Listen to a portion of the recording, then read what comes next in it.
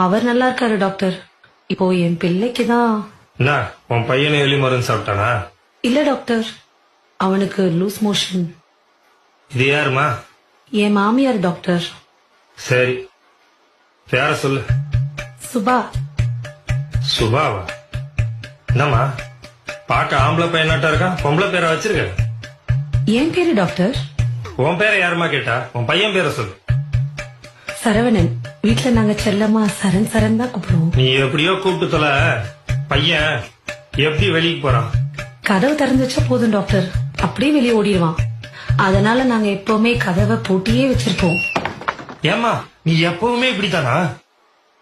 இல்ல டாக்டர், வீட்டுல நான் சுடிதார் நைட்டி எல்லாம் போடுவேன். வெளியே வந்திருக்கேன், அதனால புடவை கட்டியிருக்கேன்.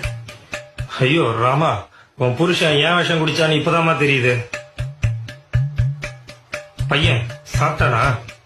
இல்ல டாக்டர், அதுக்குள்ள அவன் கையை கழுவிட்டேன். இல்ல வாயில எடுத்து ஏதாவது வச்சிருப்பான். மா படுத்தாதம்மா, நானே டென்ஷன் ஆக கூடாதுன்னு பாத்துட்டு இருக்கேன். நீ போய் உன் புருஷன் வர சொல்லுமா. அவரு வெளியே போயிருக்காரு டாக்டர். ஏமா நான் சொல்றத கேட்டு கொஞ்சம் கரெக்டா சரியா சொல்றியா? சரி டாக்டர். பையன் வயிற்றுக்கு ஏதாவது சாப்பிட்டானா? இல்ல டாக்டர், பால் மட்டும் குடிச்சான்.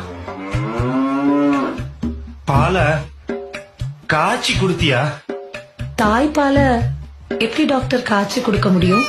மா, பையனுக்கு 3 வயசு ஆகுது, இன்னுமா தாய்ப்பால் குடிக்கிறான்? இல்ல டாக்டர், என் குடும்பத்துல எல்லா குழந்தைகளுக்கும் 5 வயசு வரைக்கும் கட்டாய தாய்ப்பால் கொடுக்கணும்னு எங்க மாமியார் சொல்லிருக்காங்க டாக்டர். ஆமாமா, இப்ப உன் குடும்ப கதையெல்லாம் எனக்கு ரொம்ப முக்கியம். ஏமா பையன் ஏதாச்சும் சாப்பிட்டானா? பால் தவிர ஆவின் பால் மாதிரி ஏதாவது சாப்பிட்டானா? ஆவின் பால்லாம் இல்ல டாக்டர், நாங்க ஆரோக்கியம் தான் வாங்குவோம். என்னத்த வேணா வாங்கி சொல்லமா, அந்த கருமத்தை அவன் குடிச்சானா? இல்ல டாக்டர். மோஷனு தண்ணி மாதிரி போறானா?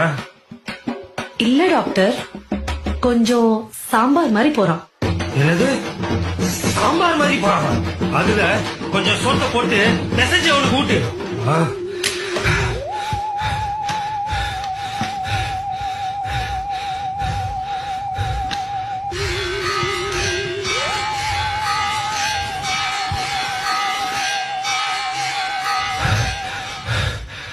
இவளை எப்படியாவது பேசி துரத்திடணும், இல்ல நம்மள சாவடிச்சிருவா.